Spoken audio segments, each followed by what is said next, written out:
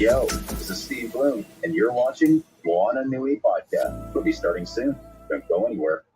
Yo, this is Steve Bloom, and you're watching Moana Nui Podcast. We'll be starting soon. Don't go anywhere.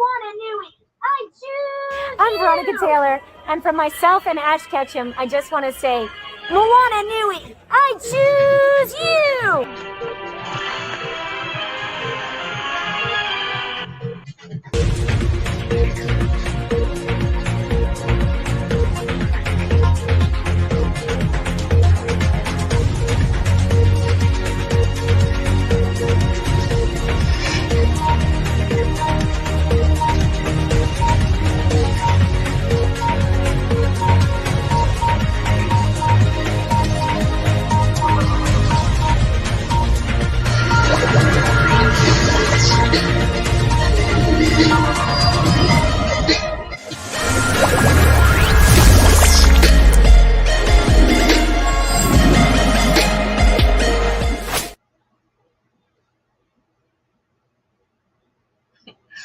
Hey, everyone. It's Tranquil Ashes here, and we're here with Moana Nui Podcast After Dark, and we're talking about fairy tales and Disney movies today.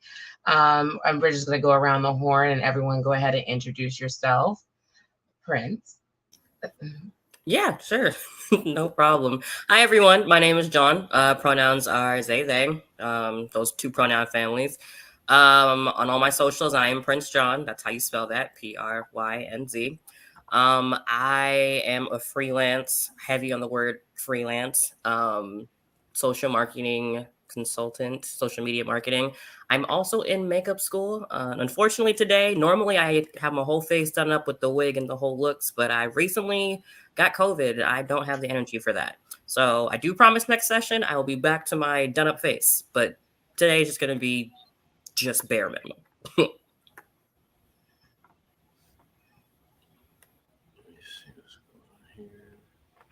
So on you, Demarius.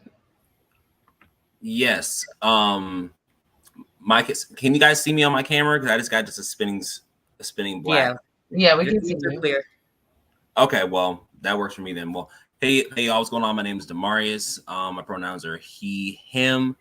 Love Disney. Avatar is my jam. Prince is my twin, etc., etc. We're gonna have a nice conversation this evening. Nice and healthy. It's the twin show tonight. Well, that's awesome. Well, guys, take it easy on me. It's my first time here, so I'm going to do my best to ask the best questions for you. But I guess we should start off with a simple one. What is your favorite Disney or fairy tale, as it were? And it's kind of a two-parter. What's your favorite fable? And if it's not the same, what is it? Ooh. Take time. I know. It's a tough question. So my favorite, okay, if we're sticking with the theme, OG Disney princesses, it's going to be The Princess and the Frog. Despite the controversy of, Black people consistently be made into animals for their feature films, I love the story of The Princess and the Frog. I love its ties to New Orleans history and the culture and the metaphysical and, hoodoo and voodoo and the shadow, all of that. So I love that. I love that, it was a breakout thing for us as a community. And personally, I just really relate to Tiana and fighting for what, you define as success. Even if other people don't get it, like you may have like your own hangups about certain things, but like you know what your goal is. And that's 10 to 10 me. I know what my goal is. Other people may not get the story, they may not get the journey, but I know what I'm doing. So that's why it's my favorite story. But it is not my favorite fable. I don't think Disney has done it to my. No, I don't think so. So my favorite fable is actually Rumpelstiltskin. Main reason is one, it's to me a hilarious story, but two, I grew up watching on HBO Fairy Tales for Every Child with all the different cultural stories and things like that. And Rumpelstiltskin is just something that you can put in any kind of cultural background, any kind of story, and just it works.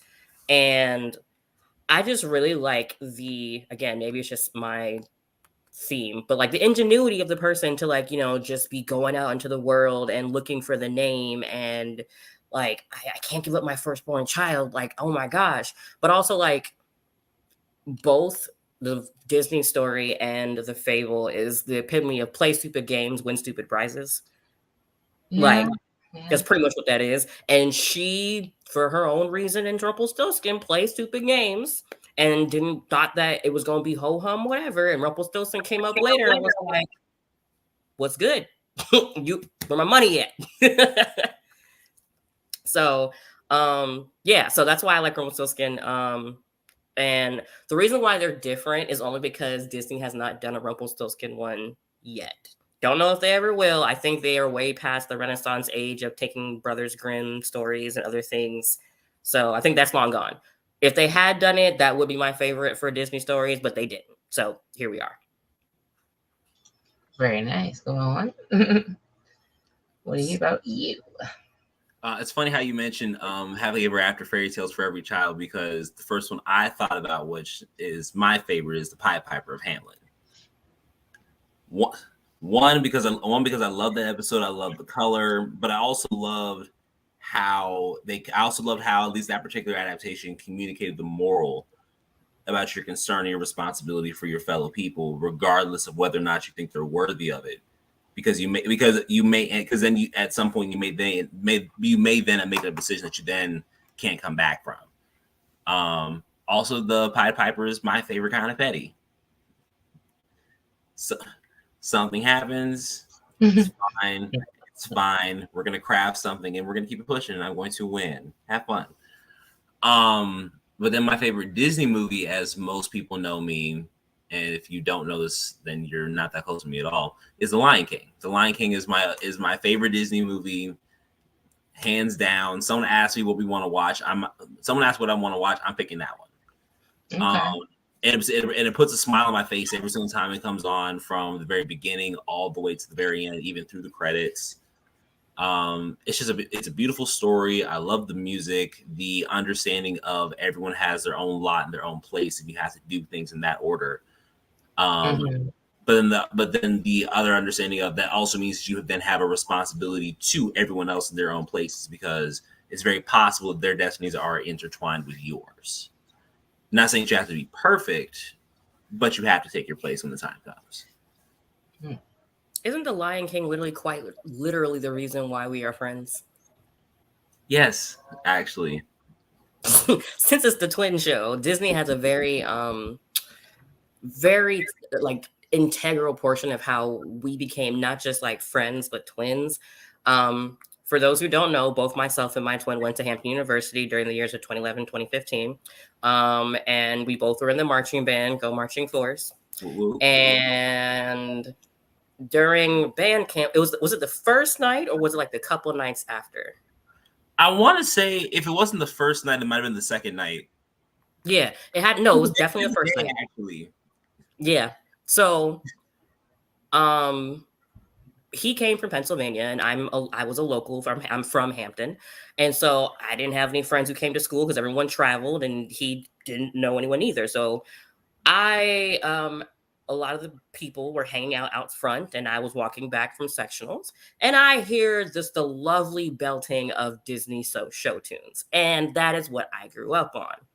And so here we are, and just I don't think it was the Circle of Life that was being sung at the time, but it was something. If But it all I wasn't know the is Circle of Life, what was it going to be? If it wasn't the Circle of Life, I what don't was it? remember. I know it was because we started singing Circle of Life afterwards, and that's how we bonded. Mm-hmm. Because everyone, band people, unfortunately, we don't all got pipes, so we will definitely sing regardless. So we all I think it was 6 or 7 of us just started singing the Circle of Life. And then me and Twin kind of went on our own tangent talking about Disney and Disney movies and everything else. And that is literally just our favorite stuff either meshed or was completely opposite of each other, but in like a logical fashion, which is why he's, we are the yin and yang of our existences. So it is that's why I like when I posted on this in social on like tonight, I was like, this is quite literally near and dear to my heart, the theme tonight, because that's how me and Damaris became friends. It's Disney is quite literally the whole reason that we're close friends. Now that's just like a story. Like we need to write that in a card somewhere because that's like a beautiful story. Man, I don't even know if I can say I have a favorite. I like Disney. I like a lot of stuff that they come out with. I guess if you want to say like my OG favorite was Pocahontas. But as I grew up, I was like, ooh,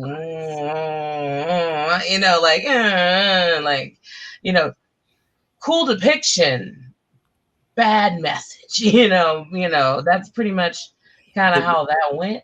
The message was terrible. The movie was bad. The animation and the soundtrack were just stellar. Like Colors of the Wind, still on the list. Can't ever remove it from the list. And also for me, the way that they designed her, because she looks so incredibly different, as she should, from all the other princesses. Strong-jawed, strong in general. Willing to do things on her own, breaks rules, all the things that traditional quote unquote Disney princesses don't do. But after that, I would say if I were to like really hone it in, it was Mulan. Mulan really just took it over. I love Mulan. Everything about, like, I would love to be Mulan. I love Mulan. It's a great movie. It's a great movie. And it's such an empowering movie. I think it's a good way to show someone's duality very clearly in this movie, along with great soundtrack, of course, and, just funny moments in general. But it's not my favorite fable. My favorite... I do actually like The Princess and the Frog fable, because... in the fable, she just chucks the frog against the wall and then he turns back into a prince. And apparently, his servant was so happy that like the bonds of his heart broke when he transformed back into a prince. Low key, I'm like, that was a gay relationship that they were hiding under a princess, in my personal opinion. So that's why it's my favorite fable. I love when like stories have these little quiet, clear moments, and you're like, they were friends. Friends. And they were roommates. And they roommates, master and servant. Master and servant. Like your heart is the one that's broken, so you have to put bonds on it so it wouldn't break. I'm like, come on. Yeah. Come on, guys. Come on. Right. All the way. Absolutely. Okay. Let's see. We're on the same page. We're all on the same page. 100%. Also, if you're a Disney fan, I'm assuming you're a musical fan. Absolute. Well, Twin more than me. This is where the yin and yang thing happens. So I'm not huge into musicals. Mm-hmm. If there's not a driving plot, like I don't like stories that take forever and a day to get to the point. So like, for instance, I tried watching Les Mis, was not my cup of tea at all. Hamilton, again, an attempt was made, and I just, musicals are Twins thing. However, I am graciously hoping that the Beetlejuice that's currently playing up in New York musical comes out on DVD in some capacity so I can buy it because I need it. I just need it. I don't blame you. Beetlejuice is an all-time favorite. Not necessarily along the line, but I loved Beetlejuice when I was younger. Man, musicals. You might like Avenue Q if you've never heard of it. Avenue Q. I have heard of it. You might like that. It's very to the point, quite risque.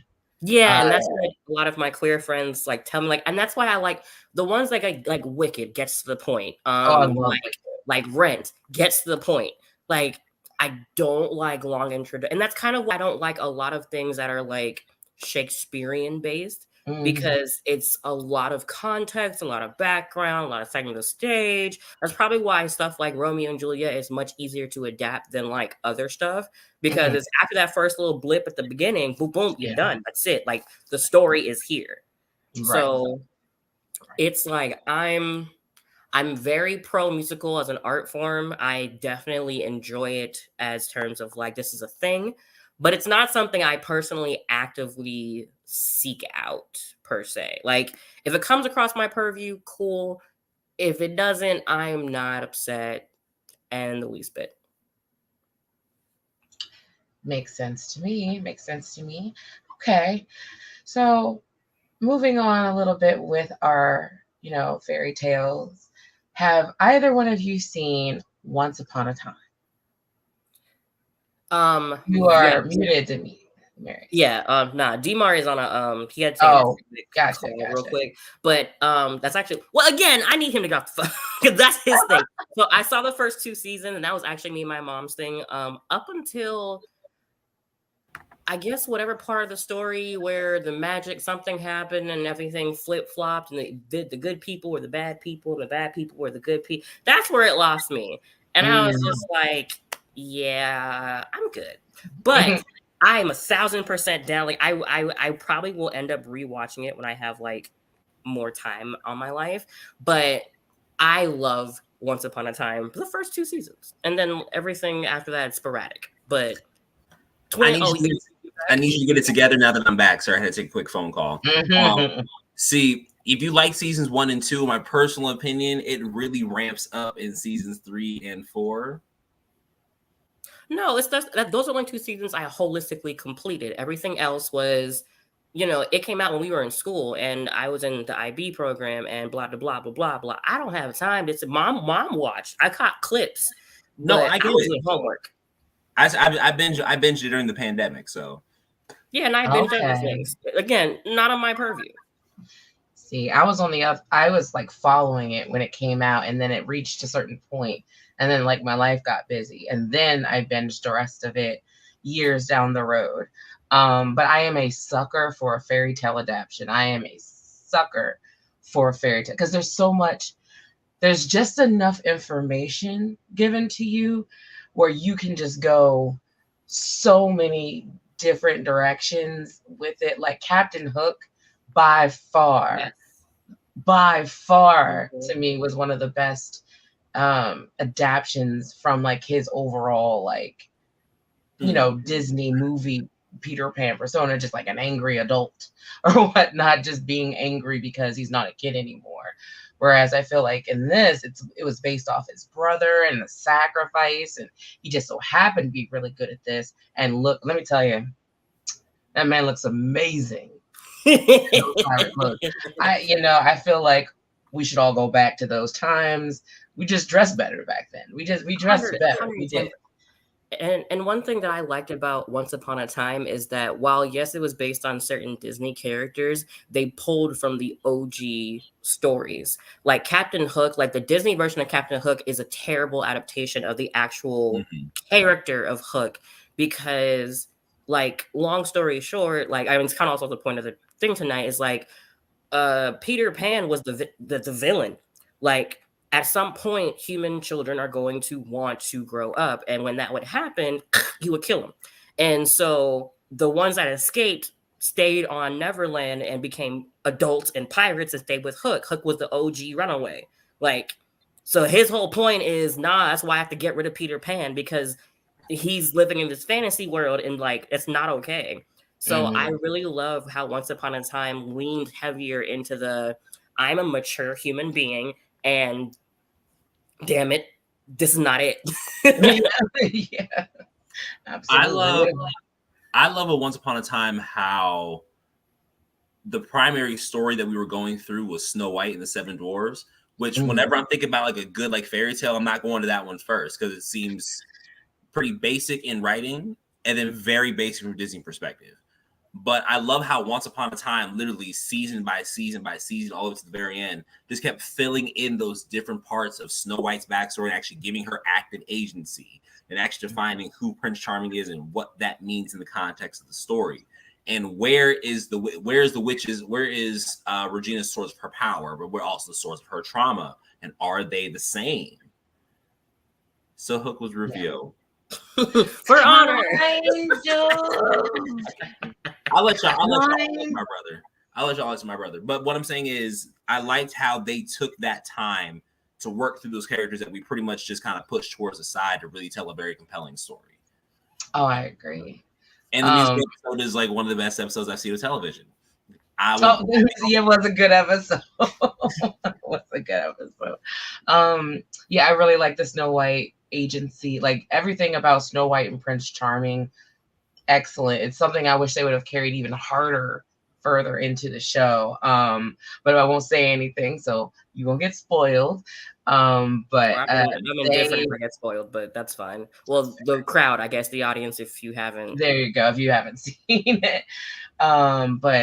It is it gives a lot of the princesses in the fairy tales that we normally get from Disney agency, which is one of the reasons why I like Once Upon a Time so much. Also, it's grimmer, appropriate wording there, than it would have been from Disney. Is there a moment where I'll have two questions actually. One, was there a moment in time in life where you were just out and about and you felt like you had a Disney moment, something that mimicked something from what you saw or resembled a fairy tale Disney moment? This is probably going to be a joint one. When Demarius and I were in undergrad, coming back from hanging out with our elder brothers and sisters, headed back to, he already knows the story, headed back to our respective dorms on either side of campus. Right smack dab in the middle of Hampton's campus was a flock of bunnies. And we literally frolicked through the flock of bunnies. That's so cute. They could not give a single hell about what we were doing. Like some of them were like, what?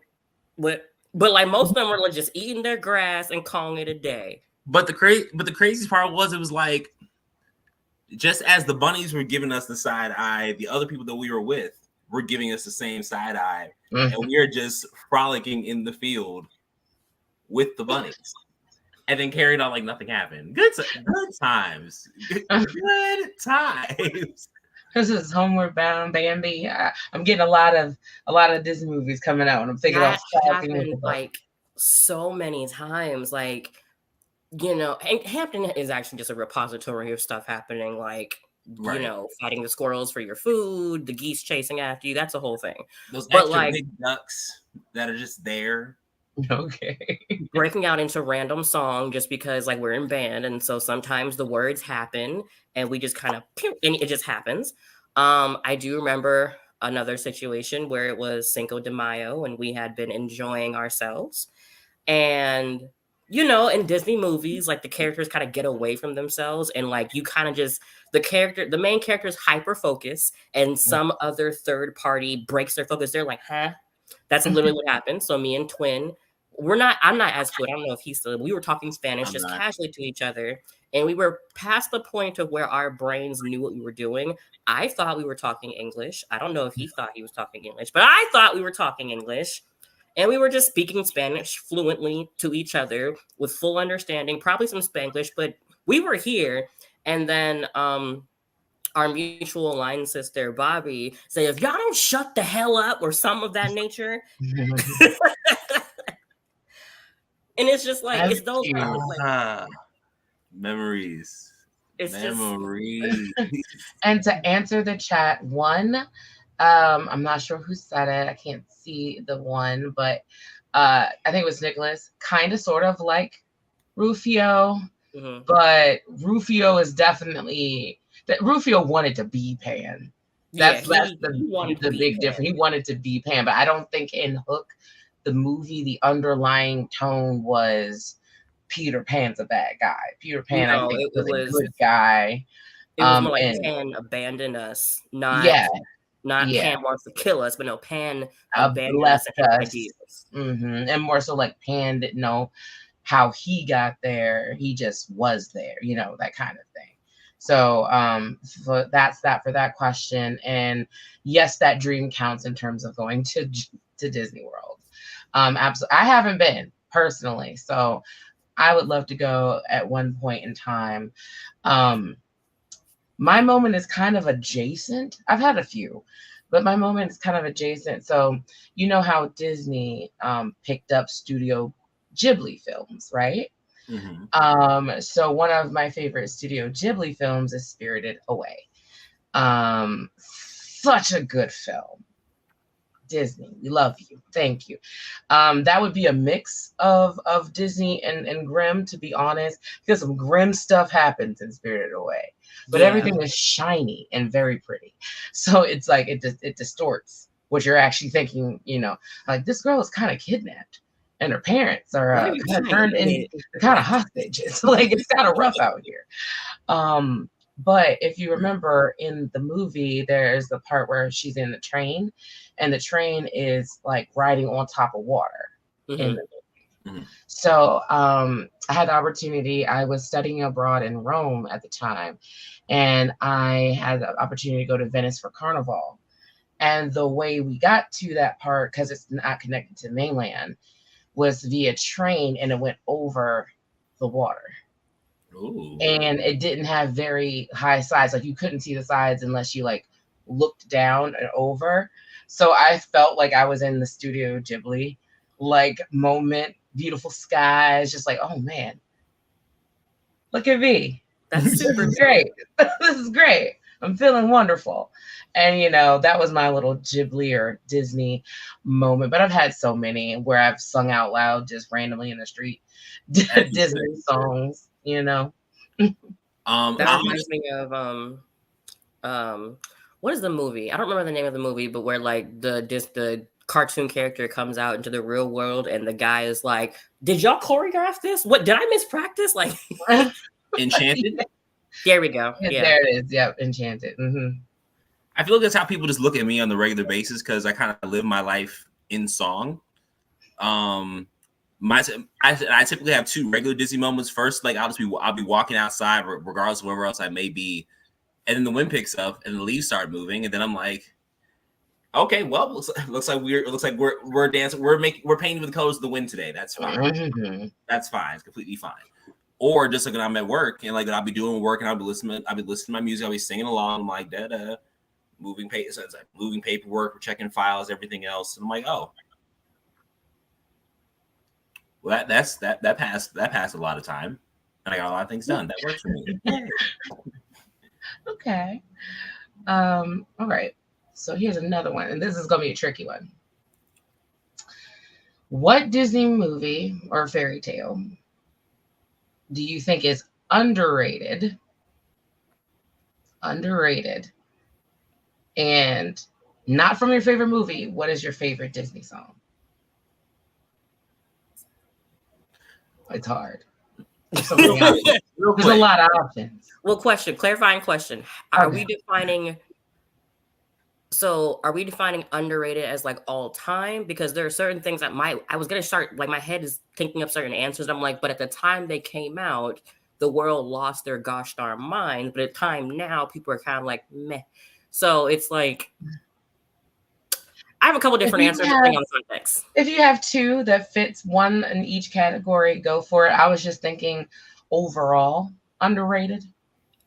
So we're choosing we're choosing underrated, and then our favorite Disney song that's not from our favorite Disney. That's not from your favorite. So you can't pick nothing Lion King. Nothing Lion King. Okay. Listen, that does nothing for him. Well, you go first. You seem excited. Okay, well, let's go. Well, let's start with most underrated overall. And this is a hill I will always die upon. The Hunchback of Notre Dame is me too. Oh my God, me too. Disney's most underrated movie to date. It is.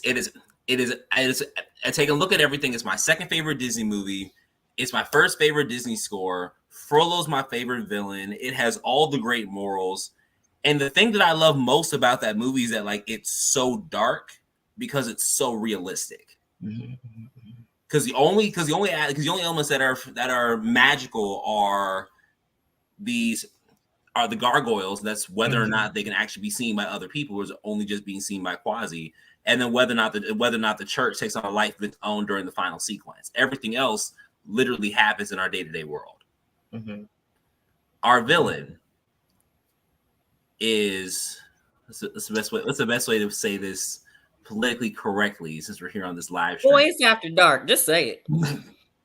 True, actually. We've got an old wrinkly white dude who is acting as the primary lawmaker, but is really exhibiting all aspects of xenophobia, racism, ableism, and religious extremism, and committing several acts of violence and ultimately human cruelty against particular populations of people for an arbitrary reason, and then justifying it in the name of God as to absolve himself of all liability. Yes. And that's not like a movie that we need to have remade in the year of our Lord 2022. I don't know what is. It can literally be remade beat for beat. Shots for shots. Replace the word gypsy with the word Romani, because we're going to correct slurs now. You can add an extra layer into the movie. Give us the movie, Disney. Just give us the movie. And everybody's going to be singing their faces off completely. Right. Oh, man. You could actually, you could actually definitely probably hire Romani consultants to make sure, even pick a properly, an actual Romani actress to play Esmeralda. Make sure you don't make a mockery of their culture and their accessories and their cultural clothing, so that, just maybe you properly do what you're supposed to do the first time around. Sorry, it's a sore point. When it comes to old school Disney, you had the money to consult folk and you chose not to, and I don't understand that. I can answer that question for you. Old school Disney, and old school world period. All the ideas that we have now is like 10 years old. Like, honestly, if you go back 10 years, 15 years, all the smart talking that we're doing for political correctness, for equality for people, was not in anyone's lexicon, whether you were on the Senate or working at McDonald's. Nobody knew what anybody was talking about. That's why when we go back and watch 90s movies, we're like, we get like cringe strong. We get hit in the face every 5 seconds for oh man, I didn't realize they said like, right. I love Fifth Element, but there's some moments in Fifth Element. They ain't great, you know what I mean? So, I get it, but excellent choices. What is your song though? Is it from Notre Dame? I'm gonna be real though. That the bells are. It's a good one. This is the one I had. I ain't gonna lie. My favorite Disney song that is not from my favorite movie, or any of its subsequent sequels. Yes. There you go. I'm actually gonna say "Part of Your World" is my favorite one. It's one of those songs I've always loved since I was a kid. The ocean and Merfolk, that's my life, that's my jam. Little Mermaid being my number 4 Disney movie now. It's actually surpassed Beauty and the Beast. And it's just really just one of those songs I'll just be minding my business. And be like, I want to be where the people just by myself. And I'm like, okay, and back to where I was doing. And then I'm doing some more, and then I'm singing some more. So, that's my song. Okay, we like it. Okay, Prince. So my underrated fave is always going to be The Sword and the Stone. Very good. And because it doesn't have the OG like Disney elements, but it's still like got a good story, got a good basis, and like I just like I like the artistry from back then. Like it's just super beautiful and it's super great. The jokes are like quick, like they're not jokes meant for kids for real. Like going back and watching it as an adult and some of the jokes that like Merlin and Madame Mim were making, and I'm just like, hold up, she trying to get with the hold up. So I love it. It's a right. Like I love The Sword and the Stone. I love the Prince Arthur story. I will watch a lot of different iterations of the Prince Arthur story outside of Disney. I wasn't too big a fan of the Merlin series. Neither was I. But I feel like the graphics is what took me out personally. Yeah, I couldn't get past it. I can only do but so much CGI where the magic, like I'm super big on fantasy and magic, especially like my favorite, like for instance, just in general, my favorite like books are like medieval fantasy books. And if the magic not believable, then what is the point? That's why I like The Witcher, because it works for me. But like if the magic not believable, then what are we doing here? So that's why I like The Sword and the Stone. Honestly, Merlin is I don't know. If someone tried to put me between Merlin and Rafiki, I'm probably gonna pick Merlin. I'm definitely picking. I'm sorry. I'm sorry. I am picking Merlin. I have to pick my guidance. Like it's Jiminy Cricket, Rafiki, Merlin. Like if every main character's guide is lined up, and I have to. I'm personally me. I'm gonna pick Merlin. I'm gonna pick Merlin too. I'm right there with you. Honestly, I'm sorry. He's gonna live long enough to fix his mistakes. That's all I gotta say. That's all I gotta say. That OG magic. I'm just saying, and not to mention, I don't have to sit there and spend 20 minutes trying to figure out what are you trying to teach me. Merlin gives it to me straight. Just give it to me straight. And if I get myself in a situation, sure, Rafiki's a badass and can probably beat up some people with the stick, and that's great or whatever. But Merlin has the magic. Merlin has literally defeated Madame Min. I'm just saying. Considering the magic element, then if that's the case, then I would have to personally then choose Fairy Godmother. Fairy Godmother. But she not hardcore though. Because honestly, Fairy Godmother, and see, I did my research on Cinderella and everything else. Mm-hmm. Merlin would have zapped them suckers and gave Cinderella the happy ending still. Fairy Godmother gave her a whole timeline, gave her, hey, if you're not here by 12 o'clock, Miss Ma'am, I don't know. Come on. Fairy Godmother don't have the chops. She got the power, but not the chops. She does have the power. I'll give her. She's got some power. In many of her iterations, she has the power, especially the Shrek version, which I love. That's my favorite version, pretty much. Yeah, the Shrek but have you watched Soul Hunters? Because that's another Arthurian version kind of. I have not. Thing. But real quick about this Merlin and trying to intervene and everything else. So you mean to tell me the same Merlin who watched Arthur suffer and struggle with his adopted family and basically be abused and neglected has the chops to do what necessarily needs to be done? Merlin, and per the Disney version, this same Merlin who knew that he was entering into a magical duel with some crazy witch puta who was going to break the rules and was going to bend the rules and knew that she couldn't be trusted, and he wants to and he still did not take the chops to just deal with her right then and there because he needed her to do the thing so everyone else could do the thing. He could have fixed the kingdom as the king's advisor, claiming to be as all powerful. That's the Merlin got the chops. As far as I'm concerned, the Fairy Godmother was like, look, I got this going on and this going on because it's not going to be suspicious. You just think you're getting a night out, like off on the town, when in reality, I'm just setting you up for your destiny right quick. Okay, I disagree. The reason why I did Merlin, right? Merlin, one, knows the outcome. No matter what he knows everything he is doing leads to something. There is no mistakes. It might hurt him to do it. See, he's the one that's going to make the hard calls. He's the one with the chops. He's going to make the hard calls that no one else is going to make. He's going to make the save the all, not the few call. He's the person that's going to make that call. Fairy Godmom didn't even show. She knew what was going on. What if she didn't cry really hard that night and wish for someone to come save her? Would she have showed up? I don't know. She might have still been sweeping corners and stuff. I don't know. That, to be fair, that's actually very true. Merlin did watch over Arthur the whole time. Fairy Godmother didn't come till some, like, that was not on her purview, on her list, on anything, in any iteration. And when I was doing the research for Cinderella, like, for every story that I have of, or because the Cinderella story is thousands of years old, as old as Egyptian stories, like, that's a thing. There's the fairy godmother element, the guide, the whatever, doesn't show up until Cinderella goes weeping and begging for XYZ. Merlin was always there. Always. It did always nothing. there.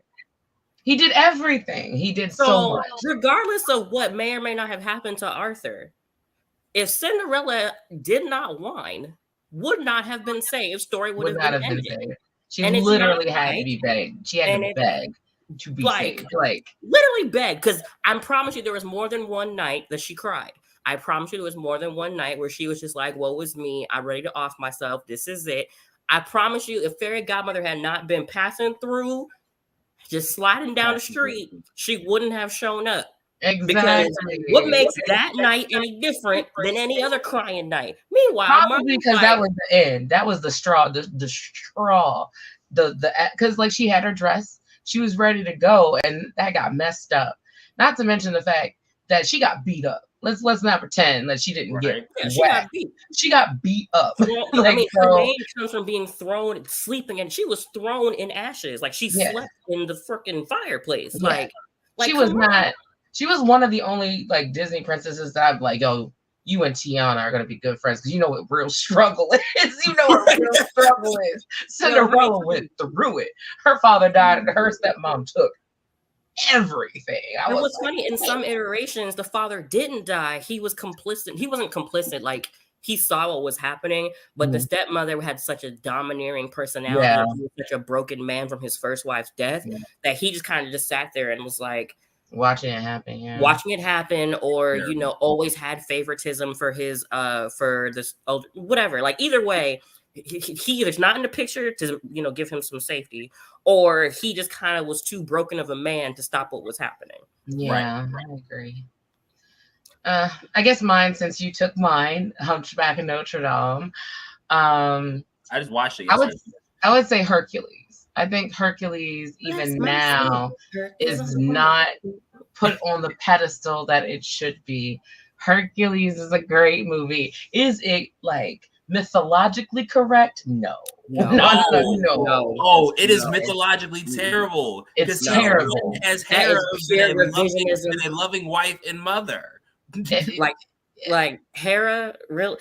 Hera deserves the way she feels. Let's just put that on. She's justified. She's justified. She's 110 anything and everything that Hera did, except for slaughtering innocents. Justified. She had a Daenerys season 8 moment. Not everybody, it's everybody breaks sometimes. It's she broke often. All them suckers died because of her. Hey, like, look, Zeus is the ultimate. Zeus is a whore, okay? The ultimate Rolling Stone that catches a playboy, and he don't care who or what it is. I just want to know, like, is there like a divine, like, STD panel? Because I just want to know, like, he slept with everyone.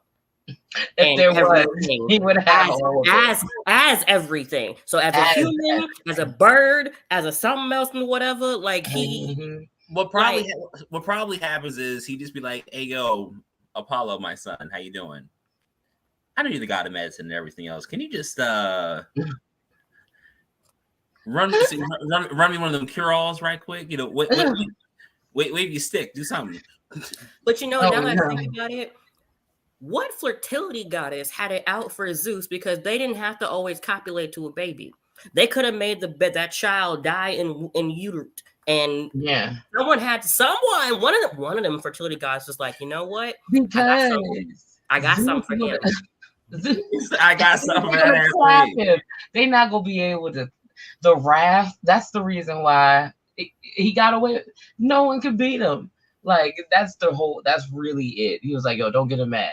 We're just gonna have to deal with his bull. Because he's a giant child. He's a giant child. I mean, he beat up his parents, so you know. Like, I mean, he was literally almost swallowed by, his father. So that's he has, daddy issues. We understand. The whole of the mythos that is Greek mythology is wrapped up into illicit sex and daddy issues. Yeah. Yeah, because the mom's always around. It's the dad that's not there. And then mom's killed by something. Demigod has to go on a vengeance path, etc. Blah blah. I'm telling you, I feel like half of Greek mythology, if Zeus would just stay in his realm, we'd be all good. We would be. We're asking a lot.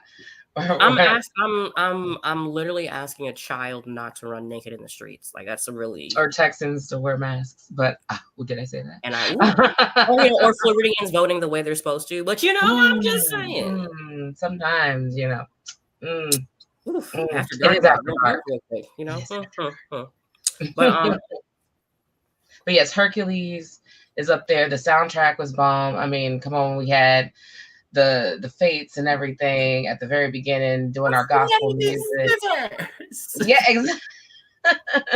You mean Hercules? I love that part, and I feel like it was one of the first times I feel like we showed up in Disney. Even if it was like a small part, right? Like the first characters you see is nothing but pure, beautiful Black womanness.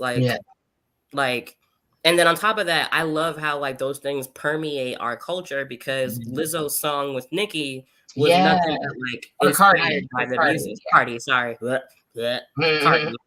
Had to fix myself real quick. Thank you, because Onika going through some stuff right now. She is. But Cardi.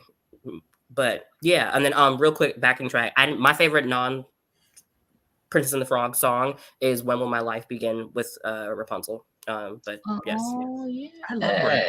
I love raps. She's such a breath of fresh. She's such a breath of fresh air for the what's what I'm looking for the adorable Disney princesses. Exactly. She's a nerd and she's weird and I love it. And honestly, that song can get you through while you're cleaning. So it can. And then speaking of princesses, there's been like quite a bit of a renaissance in terms of the Disney princesses that we get now. In terms of our new girls, pretty much everything after 2009, I believe, Princess and the Frog was the last 2D Disney film made, at least in that capacity. In terms of the new girls, who was your favorite? Oh, the new girls. The new girls. That's hard to say. There are a lot of them, but they're great. There are a lot of really great ones. Elsa, because I want her magic, but in reality, of the new girls, it's Rapunzel. Okay. Because me and Rapunzel, we understand each other. What about Rapunzel? What makes you here with Rapunzel? So, she's goofy. Mm-hmm. I'm goofy. Twin can attest to a whole lot. Twin can attest to a lot of that. But also just the fact that she knows where her quirks are, and she likes to work her quirks to her advantages. She's very honest. She's very earnest. She's caring. And she also just likes to run around and have fun and do hair flips. And ever since I've now grown my hair out to something reasonable length, I realized how fun it is. Folks will get hair and hang time and act a whole fool. I think my new fave from the new generation is probably going to be Moana. Yeah. And because she is the true, ruler of the sea. I'm just saying. And I I just feel like Moana, like being the queer kid of the family, and knowing that there's something I need to do, there's something that I have to stand for, and everyone else was like, no, that's not it, that's not what's not happening, we're not doing that. And I'm like, no, like I have a thing that I need to be embodying, that I need to be doing, and I just really relate to that story. And then like saying, okay, well, screw you, I'm gonna go do the thing out here. And that's pretty much been kind of the background of my own personal story. And her song, like, I will always sing it for Disney karaoke, because like that's literally like those lyrics are my life. Like going from childhood through like how far I'll go is quite, as I said, like with Tiana, and knowing the story and the success, like that's quite literally my life. Like knowing that I love my parents and I honor my parents and I honor who they wanted me to become, but that's only one part of the whole that is me. Like there's still this internal me, and especially the reprise at the end where she talks about like, who am I? It's not, I am the embodiment of everything. Like in middle school, there was a phrase I learned in Spanish that I can't remember what the whole thing was, but in English, it's I am the sum of myself and my circumstances. So I am me. I am my ancestors' wildest dreams. Blah blah blah, etc. etc. And then also because like her sidekicks are to die for, because like the chicken, and the fact that the chicken actually has a voice actor, and we all know him. I don't remember his name, but like Alan Deirdre. Yeah. And yeah, like he does all this exactly. Like the chicken sequence is hilarious. The fact that Hey is actually helpful at the very end, like yeah. And the part that all the sleeper irritating thing about Moana though as a movie, when it came out, all the commercials were talking about Pua. And I'm thinking, okay, the pig coming around, that pig was there for a whole 20 minutes and that was it. We didn't see that pig again until the end. Yeah, you know what? You're right. Like, I don't think I even realized that. They didn't talk about the chicken was there, but it kind of was like a side thing in the commercials and the trailers. And they're like, her and Pua and da-da-da-da. And I'm thinking Pua's going to be like on this journey with her. I'm thinking like, because Pua is her main animal companion as a Disney character. I'm thinking, okay, cool. Like it's going to be like Sebastian, everyone's going to know. When she dipped, she said, all right, Pua, you got it. Like in that sequence when her grandmother died, we don't like Pua's like still there, and like she's just like, okay, I'm packing up and I'm going. Like that was it. Like that was it. I'm like, dang. Granted, Hey did stow away. Like she didn't plan for Hey to come with her. But I'm still like, dang, like why didn't you take Pua with you? Like you were ready to take him with you the first time and you got sloshed by a wave. Why didn't you take him when you went to go save the world? Yeah. I don't know. But either way, I love the story. I love it's a story about women's empowerment. I don't like how people were talking about, it's a story about women's empowerment after the mistake of a man. I don't agree with that. I think it's more so of, because people were trying to say that Maui being the man and blah blah. No, I think it's a story about sorry, my cat just regarded his way through my door, anyway. Sebastian being Sebastianing. And I think it's a story about how women heal women, or femmes heal femmes, whatever. And I think Moana, I really love how it's very much, I see you. Like I see myself in you and I see you in me, and we will heal each other through, our mutual love for each other and ourselves. Very nice. Very nice. I don't know. Moana is up there for me. Like for new girls. Oh man. It's hard for me to say. But I will say that someone that I've always thought was just super cool that don't get enough is our love Kida Kakesh from Atlantis. Yes. Yes. Kida Kakesh from Atlantis. That movie, I think it's a cult classic. It is a cult classic. It's super niche nowadays. And if there's one thing that they need to revamp, I'm gonna need them to revamp that. Like, oh man. Like that. Now, the only thing I need them to fix. This man is a linguist. This man can speak quote unquote fluent Atlantean to a certain point, but you can't pronounce my girl name. Yeah, you know. I mean, to be fair, he didn't have anyone to check his pronunciation.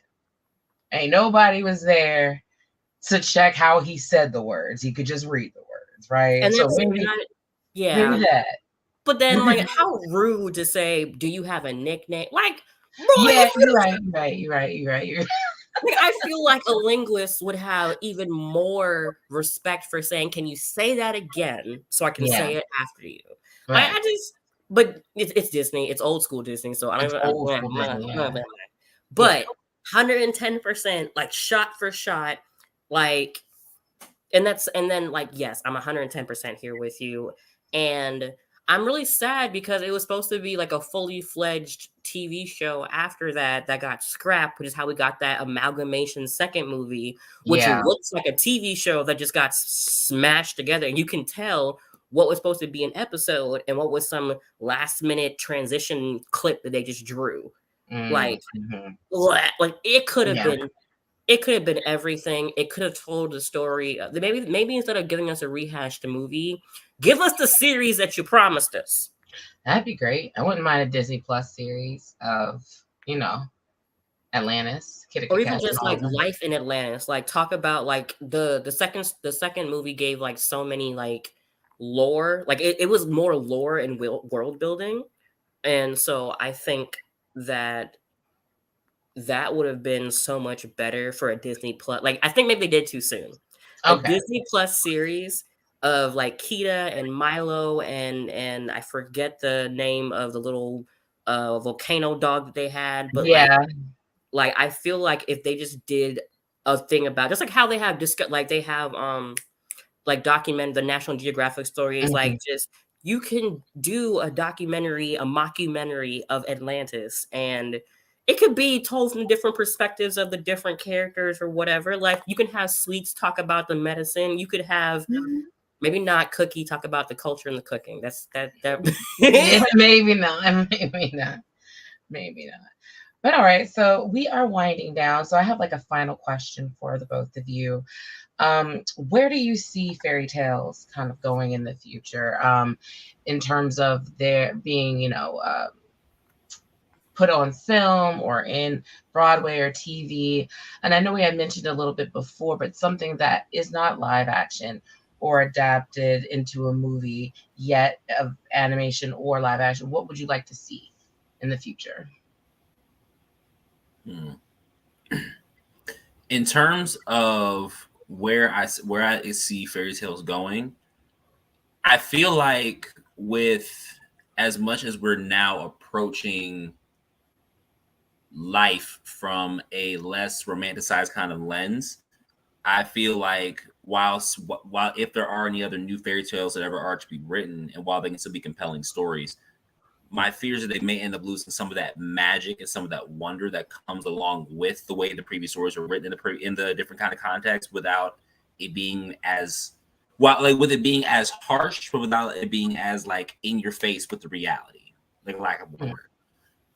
In terms of which fairy tales I would like to see adapted to either film, animated, or live action, I definitely love to see a Rumpelstiltskin film. A Rumpelstiltskin film would be really dope. I'd like to see what they could do with the Pied Piper. I don't know what they could do, but I'd like to see what they could attempt. And then if Disney wanted to go ahead and just give us our movie from Africa already, I could be okay with an Anansi film. I could get jiggy with it. I love an Anansi film. After American Gods, I feel like people would be about it. Honestly, just copy and paste the actor, and we're here. 10 out of 10. Orlando Jones, top. Yes, can't. And he didn't want, like, that's a whole other conversation, but he'd be down for the cause. Yeah, he would be. I think I kind of agree with Twin in that the world is becoming less romanticized and believing less in fairy tales. I think also generationally, fairy tales are no longer a thing in our culture. And I think they hold less our younger selves could pull the lessons and the hopes and the dreams from those fairy tale shows and TV shows and like internalize them. But I think the newer generations don't have that same kind of hopefulness, wistfulness, whimsy, I guess, because they grew up in this world that is like they don't know a world, they don't know an America that's never been at war. They don't know a world that hasn't been full of technology. Like they've never, I'm not trying to say they never had to play pretend the way that we did, but they didn't have to play pretend the way that we did. So I think if there are going to be like fairy tale live action adaptations in some capacity, they're not going to look the way that we remember them. Because let's be real, while yes, Disney adults are a thing, we are not their target demographic. I'm going to pull in some of my marketing stuff real quick. We are not their target demographic. We are not their target audience. And if they can't appeal to the younglings, it's not going to be a thing. And while yes, we are currently in a nostalgia era for media, they're still going to try and sell them toys. And if them toys not going to sell, they ain't going to do it. Yep. So yeah, not everything is Avatar. Exactly. And so it's just not going to be a thing. So I personally feel like, will it happen? Absolutely. I totally think it will. I think it's going to be just a lot of rehash because Disney is the big baddie when it comes to copyright law and trademark law. So every time one of their things are supposed to go back into public cycle, they literally lobby and change so that way it stays in Disney's hands for an extra X amount of years. So they're just going to keep their own property. They're just going to keep recycling and changing things, which I have no problem with. Like, if that's what they're going to do, then hell, pull the Once Upon a Time world and, give us live action renditions or whatever. Or as Twin said, start diving into cultures that are maybe not, like you can see, it's a double-edged sword of the Blaxploitation, but you can see that people are ready to start experiencing cultures outside of our own. Like, yes, American essentialism is a thing, but look at how great Black Panther did. And now look at how people are responding just to the announcement of the second one. And you have people debating about what are we going to wear. And then you have non-Black people saying, what am I allowed to do? Because I want to celebrate Chadwick. Like, it's a thing to take part in someone else's culture. And I think movies like Raya and the Last Dragon did that too. I think Encanto did that too. I think that Turning Red did that too. Start leaning into these other cultures and their stories. Hell, I'm Jamaican and Caribbean. Start talking about Meme Wata. Stop talking about, start talking about other cultures that are very much still present in the American experience. You have a treasure trove. Just stop being lazy. Facts. Facts. But I think that is like the end of our podcast for today. I have one last point. Twin, you said something very profound. I don't know if you missed it. When you said that our younger generations haven't embraced fairy tales as much anymore.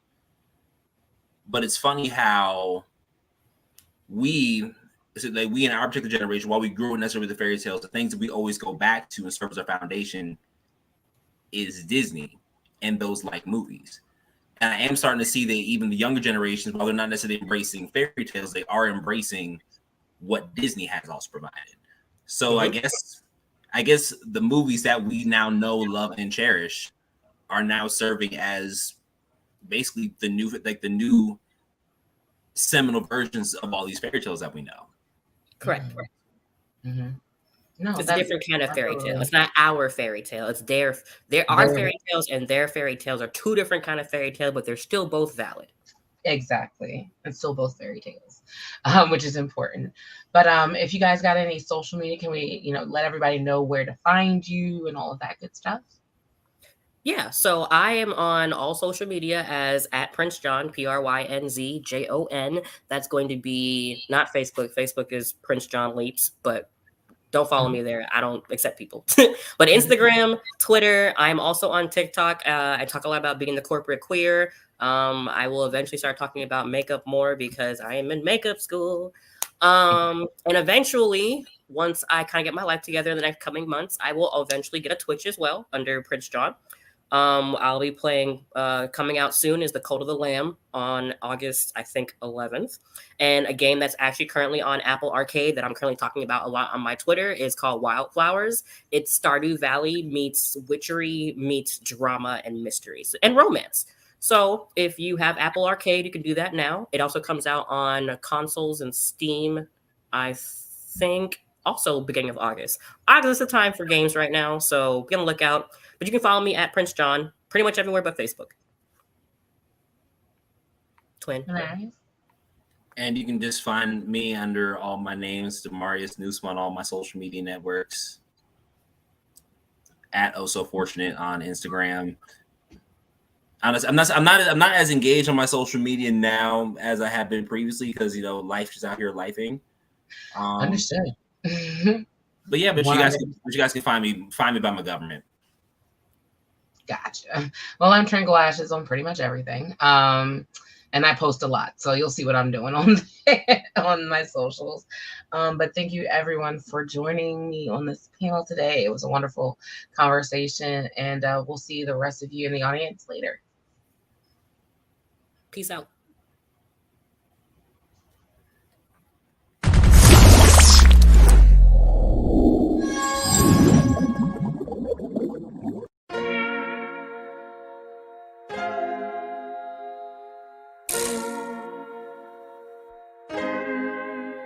So many stories left to tell, even if we have to ourselves. Can keep history on the shelf. If we won't tell it, we will. If this the land of the free, it was a freedom then. When they annexed Hawaii and called it Cedar Lands, without any type of payment and no signing off. Called themselves the Republic in 1894. 1.2 million acres overtaken from the native Hawaiians. When they resisted, the West retaliated in violence and erasure. The Hawaiian language is banned as part of colonialism's plan to expand, yeah. Stuck between a rock and a hard place. Multiple bombings of Kaho'olawe as a part of their ongoing war with Asia. Used it as a place for target practice. No consent or compensation. Colonizers call for annexation. The work of all the locals. School will never let you know. So many stories left to tell, even if we have to ourselves. Can keep history on the shelf. If we won't tell it, we will. Too many stories left to tell, even if we have to ourselves. Can keep history on the shelf. If we won't tell it, we will. We will. So if we put Hawaii into perspective, well, Black and Asian history is interconnected. Considering the fight with the Pacific, then of course versus Asia, they was treated as a middleman for war, but didn't let the Western colorism run its course. Cause dark skin was a sign of dignity to core. The land was taken in the name of capitalism, when prior to it was an actual kingdom. Clap back at the system. Stuck between a rock and a hard place. Multiple bombings of Kaho'olawe as a part of their ongoing war with Asia. Used it as a place for target practice. No consent or compensation. Colonizers call for annexation. The work of all the locals. School will never let you know. So many stories left to tell, even if we have to ourselves. Can keep history on the shelf. If we won't tell it, we will. Too many stories left to tell, even if we have to ourselves. Can keep history on the shelf. If we won't tell it, we will. So many stories left to tell, even if we have to ourselves. Can keep history on the shelf. If we won't tell it, we will. Too many stories left to tell, even if we have to ourselves. Can keep history on the shelf. If we won't tell it, we will. We will.